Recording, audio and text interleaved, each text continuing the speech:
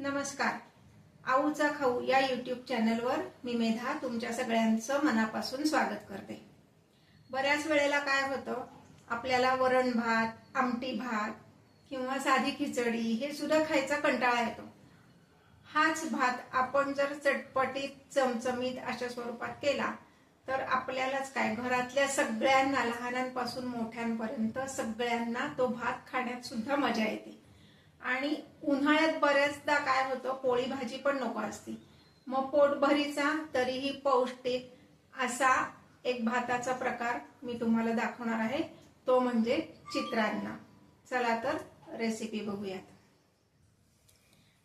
आता रेसिपीला सुरुवात करूया. चित्रान्न करण्यासाठी आपल्याला लागणार आहे साधा भात. हा भात करण्यासाठी मी हा कोळम तांदूळ घेतलेला आहे, स्वच्छ निवडून घेतलाय. एक भांड तांदूळ आहे. आता हा मी 2 पाण्याने आधी स्वच्छ धुवून घेते.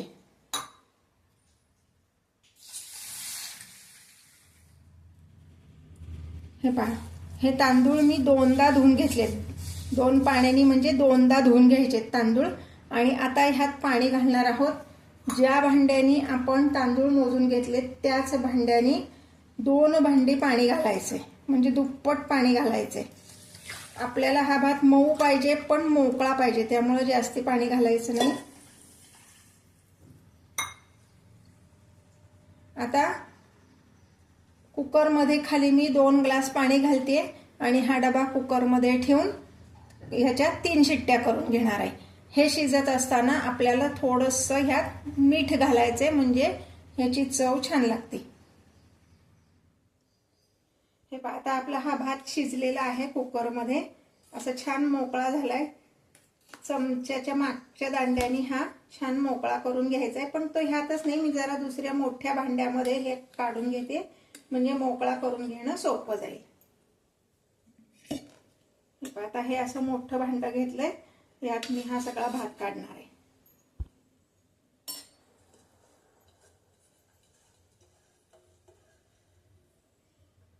हाताने शक्यतो मोकळा करा, म्हणजे शीत मोडणार नाहीत. हे पहा, असं छान मोकळा झालेला आहे हा भात. असाच मोकळा भात आपल्याला चित्रान्नासाठी हवा असतो.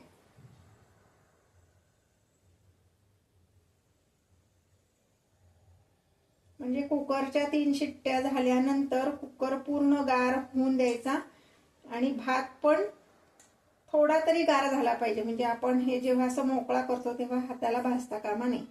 म्हणजे साधारण कुकर झाल्यानंतर एक अर्ध्या-पाऊण तासांनी आपण हा भात कुकरमधनं काढलाय आणि आता हा असा आपण मोकळा करून घेतोय.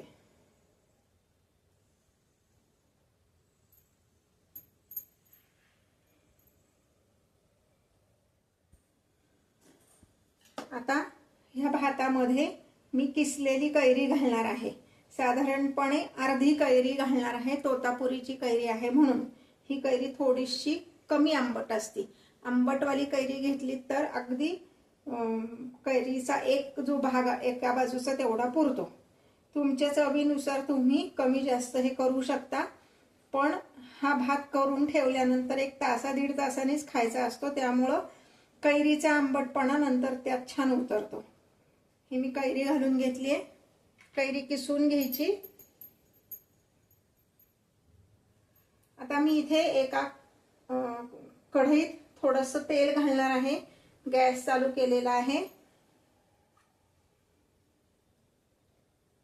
साधारण 2 टेबलस्पून एवढं तेल मी ह्यात घातलेलं आहे.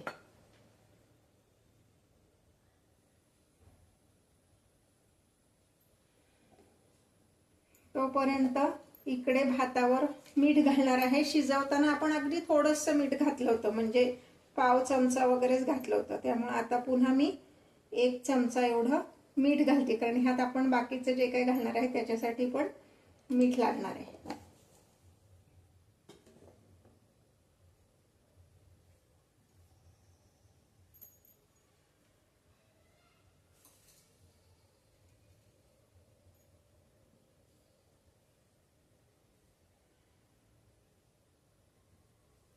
आता हा जो भात करायचा आहे आपल्याला, हा भात करताना इंद्रायणी तांदूळ वापरायचा नाही, कारण इंद्रायणीचा भात मोकळा होत नाही. मोकळा होणारा कुठलाही तांदूळ तुम्ही घेऊ शकता, म्हणजे बासमती घेऊ शकता, फक्त बासमती अख्खा घ्यायचा आहे, कणी घ्यायची नाहीये, त्याचा भात असा मोकळा होत नाही, किंवा कोलम किंवा अजून दुसरे कुठले तुम्ही तांदूळ वापरत असाल तर ते तुम्ही ह्या भातासाठी वापरू शकता। हे पा कैरी आता मी मिक्स करून घेतली आहे, कैरी आणि मीठ। तोपर्यंत तेल तापतंय। आता तेल तापलेलं आहे, ह्या तेलामध्ये मी साधारणपणे पाव वाटी शेंगदाणे आणि पाव वाटी काजू, काजू ऑप्शनल आहेत, तुम्हाला आवडत असतील तर घाला, नसतील तर नाही घातले तरी चालतील। हे मी तळून घेणार आहे, दोन्ही वेगळं वेगळं तळायचंय, कारण दोन्हीला लागणारा वेळ हा वेगळा आहे। दाण्याबरोबर काजू घातले तर काजू करपतील, दाणे कच्चे राहतील।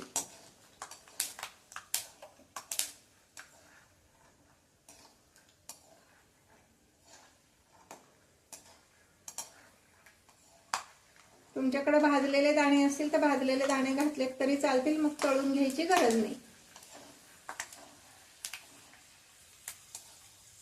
दाण्याचा असा आवाज यायला लागलेला आहे, दाणे फुटायला लागलेले आहेत, म्हणजे हे छान खरपूस तळून झालेत। आता मी हे काढून घेते। आता हे मी डायरेक्ट ह्या भातावरच घालते।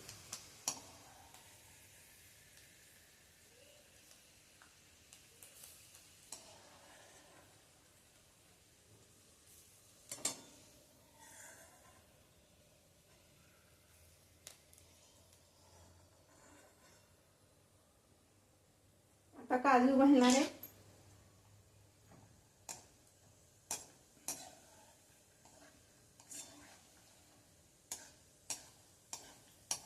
तळून घेतले की छान असे क्रिस्पी होतात, म्हणून तळून घ्यायचे काजू, नाहीतर तसेच घातले तरी काही हरकत नाही। हे पण तांबूस झालेले आहेत, हे पण काढून आता मी डायरेक्ट भातावरच घालते।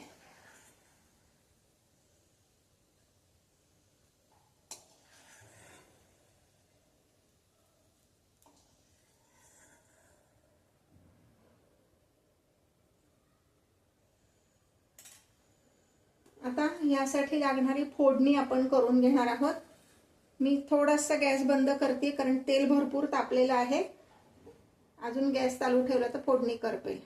साधारण पाव चमचा एवढी मोहरी, अर्धा चमचा जिरे, इथे मी 3 हिरव्या मिरच्या घेतल्या आहेत,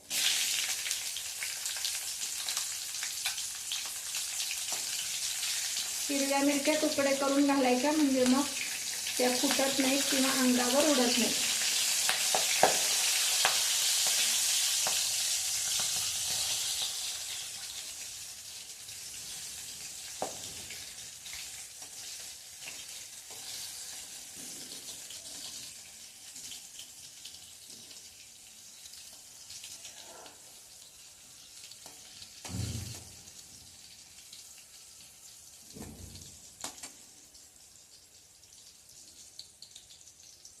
आता यामध्ये मी घालणार आहे कढीपत्ता,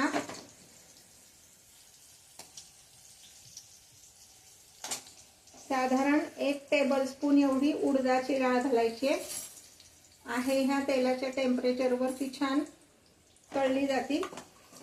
तुम्हाला असं वाटलं की तेलाचे टेम्परेचर कमी झाले तर पुन्हा गॅस चालू केला तरी चालेल। मी थोडासा गॅस पुन्हा चालू करते, म्हणजे ती डाळ चांगली तळली जाईल।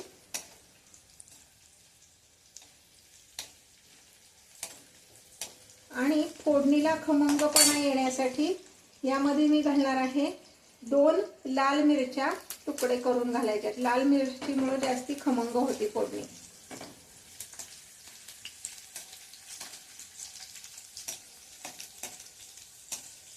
छान असे तळून घ्यायचे। लाल मिरची फोडणीत घातली की छान असा खमंग वास पण येतो आपल्याला।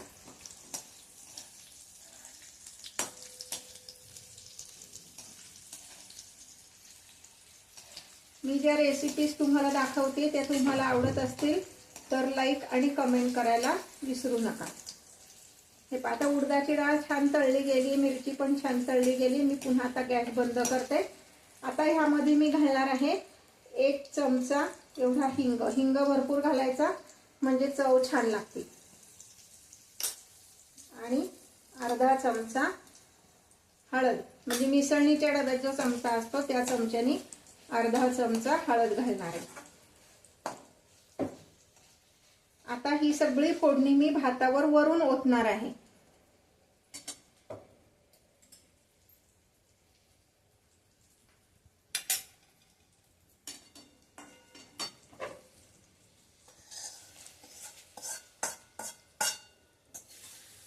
थोडासा भात यात घालून असं परतून कढईचं जास्तीचं तेल पण सगळं आपल्याला काढून घेता येतं.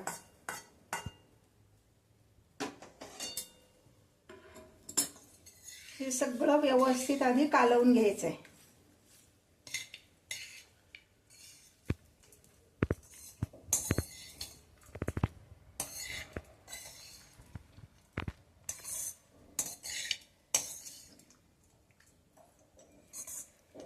अजूनपर्यंत जर तुम्ही माझं चॅनल सबस्क्राईब केलं नसेल तर चॅनल सबस्क्राईब करा, शेजारी दिलेलं बेल आयकॉन दाबा, नोटिफिकेशन ऑल असं म्हणा, म्हणजे नवीन व्हिडिओचे नोटिफिकेशन तुमच्यापर्यंत येतील.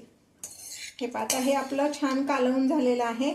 आता ह्यामध्ये आपण घालणार आहोत कोथिंबीर आणि ओल्या नारळाचे असे पातळ काप करून घ्यायचेत आणि ते घालायचेत. खवलेला नारळ घालायचं नाही, ओल्या नारळाचे काप घालायचे.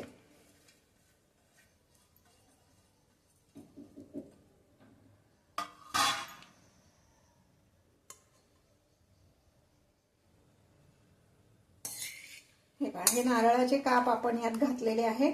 आणि आता ह्यात मी घालणार आहे, आपल्याकडे फरसाणमध्ये जी डाळ मिळते की नाही, हरभऱ्याची तळलेली डाळ असते ती घालणार आहेत. साऊथ इंडियन लोक हरभऱ्याची डाळ फोडणीत घालतात, पण बऱ्याचदा काय होतं, ती डाळ जर व्यवस्थित तळली गेली नाही तर चावताना जरा त्रासदायक पडते.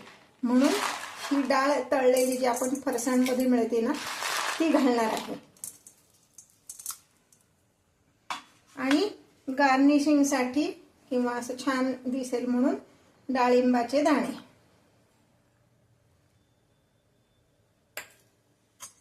आता हे छान असं मिक्स करून घ्यायचंय.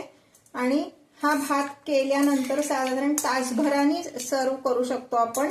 ह्याचं कारण कैरीचा आंबटपणा त्यात व्यवस्थित उतरतो.